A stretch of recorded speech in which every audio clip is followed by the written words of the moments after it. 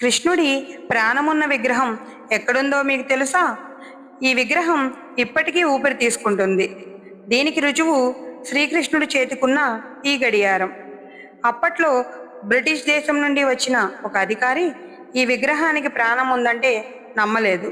అతను నేను మళ్ళీ తిరిగి వచ్చి ఇది నిజం కాదు అని రుజువు చేస్తా అని తిరిగి తన దేశానికి వెళ్ళిపోతాడు. కొద్ది రోజుల తర్వాత ఒక గడియారంతో తిరిగి వచ్చాడు. ఈ గడియారానికి ఒక ప్రాముఖ్యత ఉంది. అదేంటంటే మనిషి నాడి కొట్టుకుంటేనే ఈ గడియారం పనిచేస్తుంది. అయితే ఈ గడియారాన్ని కృష్ణుడి చేతికి పెడితే అది పనిచేయడం మొదలుపెట్టింది. దీంతో అతను ఇంకా అక్కడున్న భక్తులందరూ ఆశ్చర్యపోతారు. ఇది జైపూర్లో ఉన్న గోపీనాథ్ మందిరం. ఇక్కడ ఈ స్వామివారి విగ్రహం స్వయంభూ. కంటెంట్ నచ్చితే లైక్ చేసి సబ్స్క్రైబ్ చేసుకోండి.